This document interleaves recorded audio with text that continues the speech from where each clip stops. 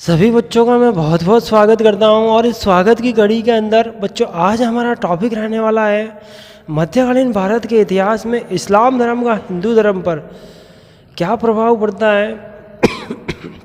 Sorry बच्चों, इस्लाम धर्म का हिंदू जो संस्कृति है उस पर क्या प्रभाव रहेगा, इस्लाम संस्कृति का हिंदू संस्कृति पर क्या प्रभाव पड़ता है, यानी मुसलमानों का हिंदुओं पर कौन कौन से क्षेत्र में और कौन कौन से प्रभाव हुए थे। इन प्रभावों का आज हम उल्लेख देखने जा रहे हैं। यहाँ हम देख रहे हैं कि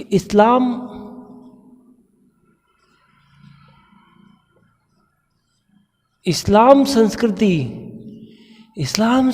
का हिंदू संस्कृति पर क्या प्रभाव हुआ था। यहाँ इस्लाम पर हिंदू संस्कृति का क्या प्रभाव होता है। यहाँ दोनों का अगर तुलनात्मक अध्ययन किया जाए तो ये देखा जा रहा है कि इस्लाम संस्कृति का यानी मुसलमानों का हिंदुओं पर क्या प्रभाव हुआ था, और अगर यहाँ देखा जाए तो हिंदुओं का इस्लाम पर क्या प्रभाव पड़ा था। यहाँ का फ़र्क है और यहाँ पर है। यहाँ का से मतलब होता है कि मुसलमानों ने जो अपने क्षेत्र में जो कार्य किए थे बच्चों, वो हिंदुओं ने उनसे क्या क्या कौन कौन सी चीज़ों को सीखा था। और यहाँ हम बात कर रहे हैं हिंदुओं ने ऐसे कौन कौन से कार्य किए थे जिन कार्यों को इस्लाम लोगों ने सीखा था। आज हम उसी क्षेत्र को देखा जा रहा है। अगर बात करूं तो पहले नंबर पर आता है सामाजिक क्षेत्र में क्या परिवर्तन हुए थे। सामाजिक क्षेत्र में मुसलमानों से हिंदुओं ने क्या सीखा था। सामाजिक क्षेत्र में हिंदुओं से मुसलमानों ने क्या सीखा था। हम अपोजिट में बात कर रहे हैं बच्चों।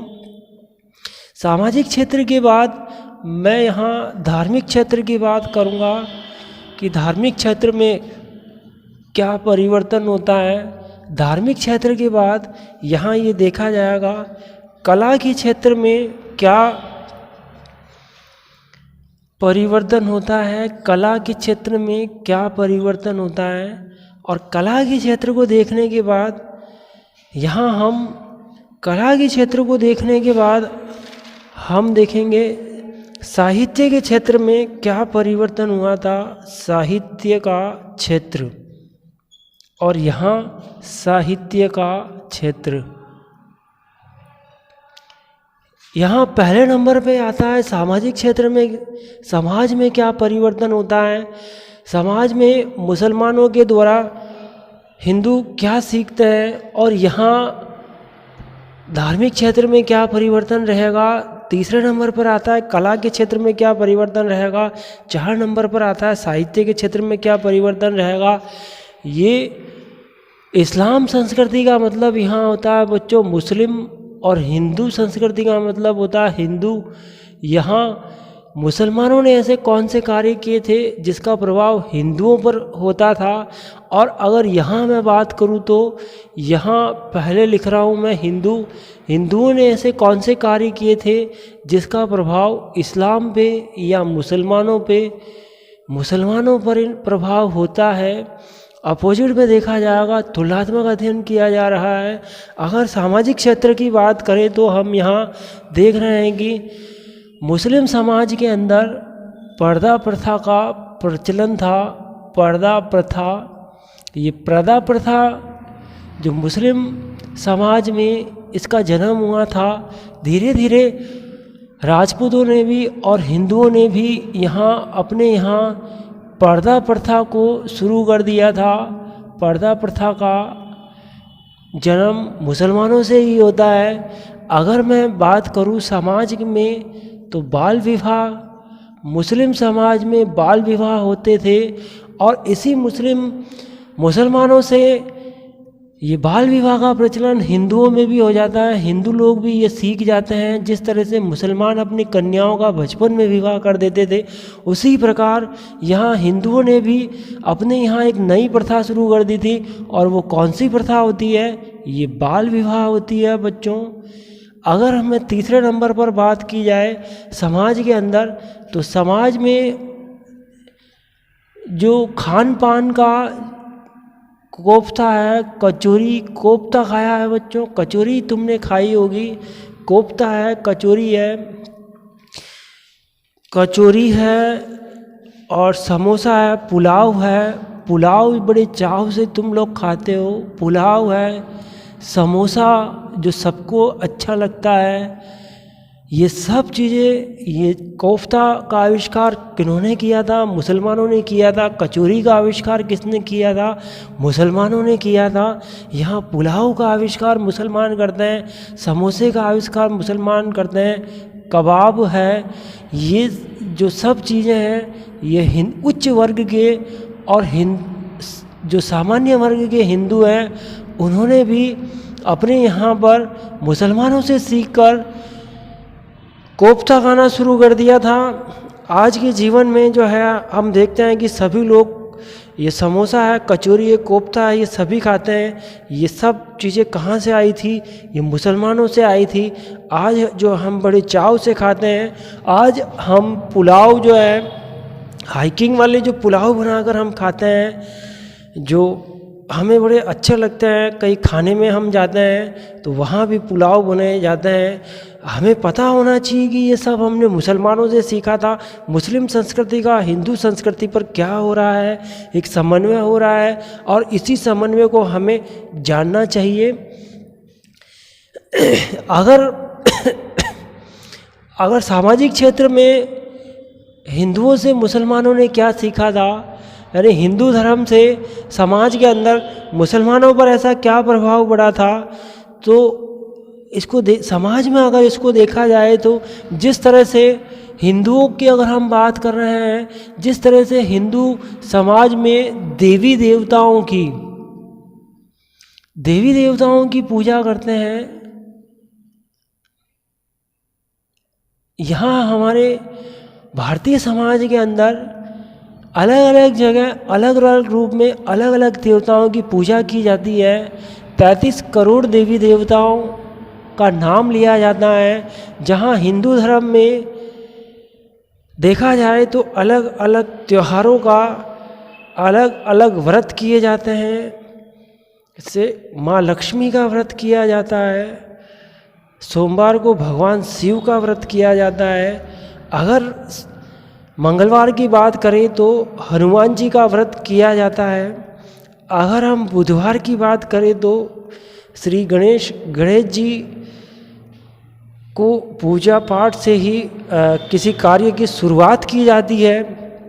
अगर बच्चों जिस तरह से ये दिन होते हैं, गुरुवार होता है, शुक्रवार को संतोषी माँ का व्रत किया जाता है, शनि देव को शनि देव के यहाँ तेल चढ़ाकर शनि देव को खुश किया जाता है। उसी तरह से अलग अलग देवता होते हैं, अलग अलग त्यौहार होते हैं, अलग अलग व्रत होते हैं। और हमारे समाज के अंदर ये जो सिस्टम लागू हुआ है, ये आज से नहीं, ये बहुत पहले से चल रहा है। इसी सिस्टम को अगर हम देख रहे हैं बच्चों, ये देवी देवताओं की जो पूजा है जो की जा रही है, इन्हीं देवी देवताओं की पूजा जो प्राचीन काल से चली आ रही परंपराओं को मुसलमानों ने भी सीखा था। और मुसलमानों में संतों ने और मुसलमानों ने दरगाह बनाकर और मीनारे बनाकर यहाँ पूजा पाठ करना शुरू कर दिया था। यहाँ इन्होंने मुसलमान संतों ने दरगाहों की पूजा करना शुरू कर दिया था। और जैसे कि हिंदुओं के अंदर जो आभूषण पहने जाते थे पुरुषों के द्वारा, ये आभूषण मुसलमान भी पहनने लग गए थे। कान की बालियां हैं, हाथों में सोने का कड़ा पहना जाता था, उंगलियों में अंगूठी पहनी जाती थी बच्चों। उंगलियों में जो हमारा प्राचीन जो समाज है, उसमें राजा महाराजा जो होते थे वो हाथों के अंदर बड़े बड़े कड़े पहनते थे, यहाँ कड़े पहनते थे, यहाँ पहनते थे, गले में सोने की चैन होती थी, 1 तोला 2 तोला सोने की चैन पहनी जाती है। हमारे समाज में एक प्रतीक माना जाता है, एक जो है विलासिता का प्रतीक माना जाता है। ये प्राचीन परंपरा जो शुरू हुई थी वो आज भी हमारे यहाँ चल रही है। ये गले में चैन थी, कानों में कुंडलियाँ होती थी, गले में हार होता था। ये जो आभूषण थे, इन्हीं आभूषण को मुसलमानों ने देखा और मुसलमान भी ये आभूषण पहनने लग गए थे। ये हिंदू संस्कृति का मुस्लिम संस्कृति में समन्वय हो रहा है और इधर मुस्लिम संस्कृति का हिंदू संस्कृति में समन्वय हो रहा है। अगर बात की जाए जिस तरह से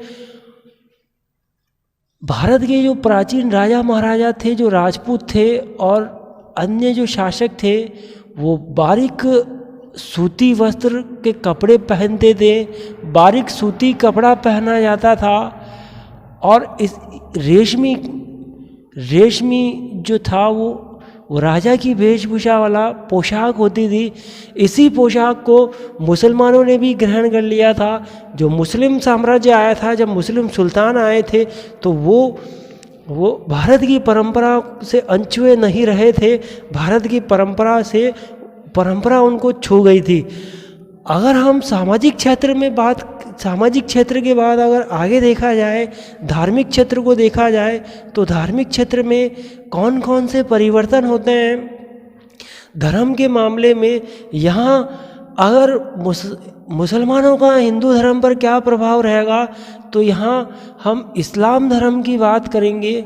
इस्लाम धर्म यहाँ एक सिद्धांत लेकर आता है बच्चों, और इस्लाम धर्म कौन सा सिद्धांत लेकर आता है? एकेश्वरवाद का सिद्धांत लेकर आता है। यहाँ इस्लाम धर्म में सूफी संतों के द्वारा एक ईश्वर, एक निराकार की बात की जाती है, और इसी एकेश्वर से भारत में भक्ति आंदोलन यानी भक्ति के मामले में धर्म सुधार आंदोलन का उदय होता है। वो मुसलमानों के द्वारा ही भारत में धर्म सुधार आंदोलन का उदय होता है। ये मुसलमान धर्म का प्रभाव भारत पर पड़ता है। यहाँ इस्लाम धर्म के अंदर मूर्ति पूजा का खंडन किया जाता था, और इसी मूर्ति पूजा के खंडन के आधार पर भारत में भी कई संत हुए जिन्होंने मूर्ति पूजा का खंडन किया था। यहाँ बच्चों धार्मिक क्षेत्र में हमने इस्लाम धर्म का हिंदू धर्म पर क्या प्रभाव पड़ा था, ये हमने एकेश्वरवाद और निराकार मूर्ति पूजा के खंडन के माध्यम से भारत में भी धर्म सुधार आंदोलन होता है। भारत में धर्म का सुधार दक्षिण भारत से शुरू होता है। दक्षिण भारत में अगर हम जाते हैं तो दक्षिण भारत से रामानंद जो थे वो अपने धर्म का प्रचार उत्तर भारत में किए होते हैं। सबसे पहले धर्म का जो आंदोलन हुआ था वो दक्षिण भारत में होता है, और बच्चों धीरे धीरे ये उत्तर भारत में फैल जाता है। हम बात कर रहे हैं यहाँ पे मुसलमानों का हिंदुओं पर क्या प्रभाव होता है और हिंदुओं का मुसलमानों पर क्या प्रभाव होता है। धर्म के क्षेत्र में अगर हिंदू धर्म की बात की जाए तो हिंदुओं से मुसलमान धर्म में क्या प्रभाव पड़ा था। यहाँ हिंदू धर्म के अंदर हम देख रहे हैं कि जो वेदांत थे प्राचीन काल में, वेद कितने थे बच्चों? 4 वेद थे। पहला वेद कौन सा था? ऋग्वेद होता है। दूसरा वेद सामवेद होता है। तीसरा वेद यजुर्वेद होता है। चौथा वेद अथर्ववेद होता है। वेदों में सबसे प्राचीन वेद ऋग्वेद कहलाता है, और ऋग्वेद के आधार पर हम यहाँ कह सकते हैं कि ऋग्वेद के 3रे मंडल में गायत्री मंत्र का उल्लेख होता है। ऋग्वेद के 9वें मंडल में सोम का उल्लेख होता है। और यहाँ ये प्रकृति के उपासक थे, या मेधा देवता, अग्नि देवता, सावित्री देवता, गायत्री देवता, वायु देवता, या प्रकृति के जो देवता थे उनकी पूजा की जाती थी। बहुदेववाद होते हुए भी एक एकेश्वर की भावना थी। नाम सभी के अलग अलग हो सकते हैं, लेकिन यहाँ जो ईश्वर का रूप हो वो निराकार एक एकेश्वर रहेगा। ये इसी वेदांत को और वेदों की प्राचीनता को इस्लाम धर्म में भी सूफी संतों ने स्वीकार किया है।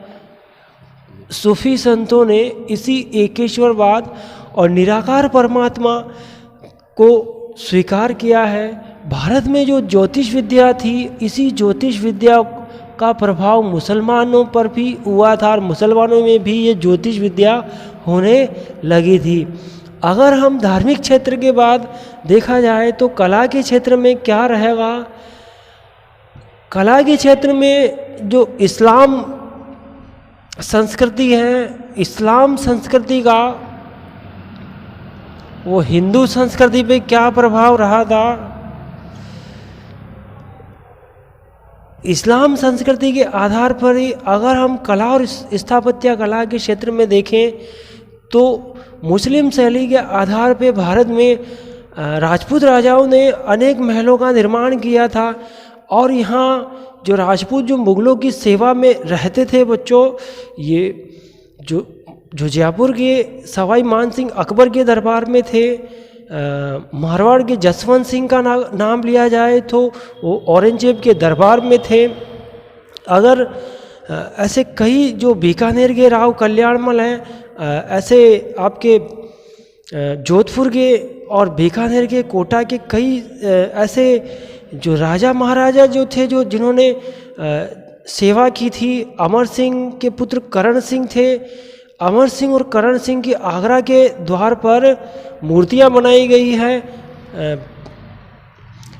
यहाँ हम कला के क्षेत्र में देखा जाए तो मुस्लिम संस्कृति का प्रभाव हमारी स्थापत्य कला में भी पड़ता है। वो हिंदू मुस्लिम समन्वय का एक प्रतीक माना जाता है। तो पहले नंबर पर अगर मैं बात की जाए कला के क्षेत्र में तो यहाँ बीकानेर का जूनागढ़ का महल जो बना है बच्चों, ये कौन सा महल है? ये जूनागढ़ का महल है। जूनागढ़ के महल का निर्माण हिंदू मुस्लिम यानी इस्लाम संस्कृति पर बना हुआ है। और इस्लाम संस्कृति का ये इस्लाम संस्कृति का ये प्रतीक माना जाता है। इसी प्रकार अगर जयपुर के आमेर महल की बात की जाए तो वह इस्लाम हिंदू मुस्लिम शैली का प्रतीक माना जाता है। आमेर महल की अगर बात की जाए,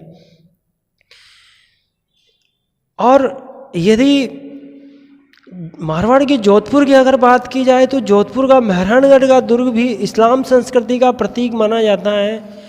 जोधपुर का मेहरानगढ़ का दुर्ग है, ये हिंदू मुस्लिम संस्कृति का समन्वय कहलाता है बच्चों। कला के क्षेत्र में अगर देखा जाए तो हिंदू संस्कृति का मुस्लिम संस्कृति पर क्या प्रभाव पड़ा था, हिंदू संस्कृति पर बने हुए मुस्लिम संस्कृति में कौन कौन से स्थापत्य कला आती है। अगर हम स्थापत्य कला की बात की जाए तो अकबर के समय में हिंदू संस्कृति का इस्लाम संस्कृति पर प्रभाव पड़ा था। यहाँ अकबर ने फतेहपुर सीकरी महल का निर्माण करवाया था। फतेहपुर सीकरी महल में हिंदू संस्कृति की झलक हमें दिखाई देती है। फतेहपुर सीकरी के महलों में हिंदू संस्कृति हमें दिखाई देती है। अगर अमीर खुसरो की बात की जाए तो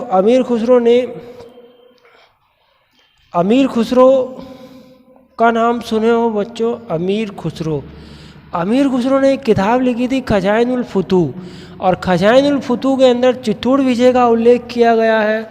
अमीर खुसरो ने भारत में जो अनेक प्रकार की जो बोलियां बोली जाती हैं, या बंगाल में बंगाली बोली जाती है, या बिहार में बिहारी बोली जाती है, यहाँ पंजाब में पंजाबी बोली जाती है, यहाँ अगर राजपूताना में देखें तो राजपूताना में अगर देखा जाए बच्चों तो मारवाड़ में मारवाड़ी बोली जाती है।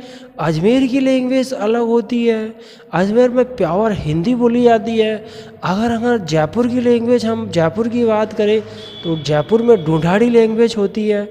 अगर जोधपुर की, जयपुर की, अलवर की एक राजस्थान जो एक पर्टिकुलर एक राज्य जहाँ अलग अलग बोलियाँ बोली जाती हैं, वही भारत में बंगाल में बंगाली है, आंध्र प्रदेश तमिलनाडु में कन्नड़ है, तमिल है, बेंगलोर में तमिल कन्नड़ा लैंग्वेज है। तो अमीर खुसरो ने इस पर एक किताब लिखी थी और उस किताब का क्या नाम होता है, नूह शिफर होता है बच्चों, नूह सिफिर होता है। अमीर खुसरो ने हिंदू संस्कृति के क्षेत्र में कव्वाली में हिंदी का प्रयोग किया था। अमीर खुसरो ने सितार का आविष्कार किया था। अमीर खुसरो ने तंबूरे का आविष्कार किया था। और अमीर खुसरो को तोता के नाम से भी जाना जाता है, ये फेमस हैं।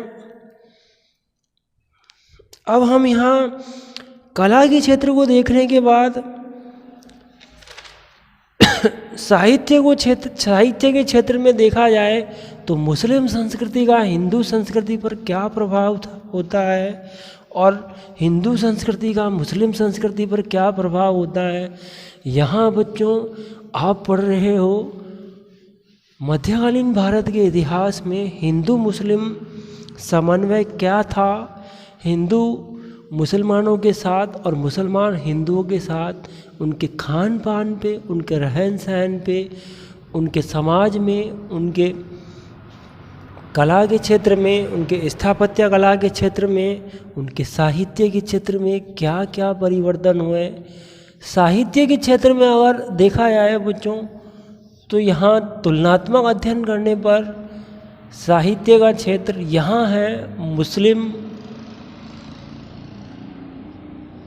यानी इस्लाम धर्म का हिंदू धर्म पे, और इधर देखा जाए तो हिंदू धर्म का इस्लाम धर्म पे। इस्लाम धर्म में साहित्य के क्षेत्र में आप सबको पता है कि अकबर, मुग़ल सम्राट अकबर के समय सबसे ज़्यादा साहित्य का विकास हुआ था। मुग़ल सम्राट अकबर के समय में मैंने आपको पहले बताया था बच्चों, अगर प्राचीनता की बात की जाए तो काव्यों के अंदर हम देखते हैं कि सबसे बड़ा महाकाव्य महाभारत है, रामायण होता है। अगर हम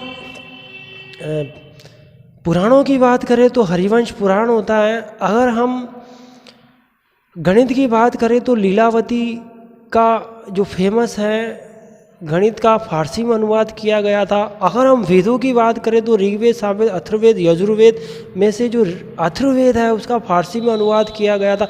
अगर इस्लाम धर्म की बात करें तो इस्लाम धर्म के अंदर, इस्लाम धर्म में देखो बच्चों, कुरान और बाइबल का फारसी में अनुवाद किया गया था। अगर इतिहास को उठाकर देखें तो कश्मीर के इतिहास का फारसी में अनुवाद किया गया था। अगर उपदेशों की अगर हम बात करें तो हितो उपदेश का फारसी में अनुवाद किया गया था। अगर गज़लों का अगर हम बात करें तो मोहम्मद गज़लों के रचयिता थे। अगर काशिदों की बात करें तो काशिदों का रचयिता जौनपुर के रहने वाले काशिदों के रचयिता थे। और बच्चों अकबर के समय में इतना साहित्य का विकास हुआ था। यहाँ अकबर के समय में एक फैजी के द्वारा अनुवाद विभाग की स्थापना की गई थी, अनुवाद विभाग, और ये फारसी भाषा में संस्कृत की किताबों का फारसी भाषा में अनुवाद होना था। तो यहाँ के इतिहासकारों ने फारसी का अध्ययन किया और कई पुस्तकों का फारसी में अनुवाद किया था। जैसे अभी अभी मैंने आपको बताया था, फारसी भाषा में अनुवाद करने वाले जो हिंदू जो थे, हिंदुओं ने फारसी भाषा में, हिंदुओं में नाम आता है सुरजन राय भंडारी का नाम आता है बच्चों। सुरजन राय भंडारी ने जो हिंदू थे और इन्होंने फारसी भाषा का अध्ययन किया था, इन्होंने एक ग्रंथ लिखा था खुलासत उत तवारिख होता है, ये फारसी भाषा का ग्रंथ है। सुरजन राय भंडारी ने ये ग्रंथ औरंगजेब के समय लिखा था और ये औरंगजेब के समय काल के थे। अगर हम दूसरे नंबर पर बात की जाए तो जो हिंदू जो थे वो भीमसेन थे और भीमसेन ने ग्रंथ की रचना की थी। ये ग्रंथ का क्या नाम होता है? इस ग्रंथ का नाम होता है नुक्शा ए दिल कुशा होता है बच्चों। ये औरंगजेब के समय में होते हैं भीमसेन। और अगर मैं तीसरे नंबर पर हिंदू की बात की जाए तो ईश्वर दास होते हैं। इन्होंने भी एक ग्रंथ लिखा था फुतुहात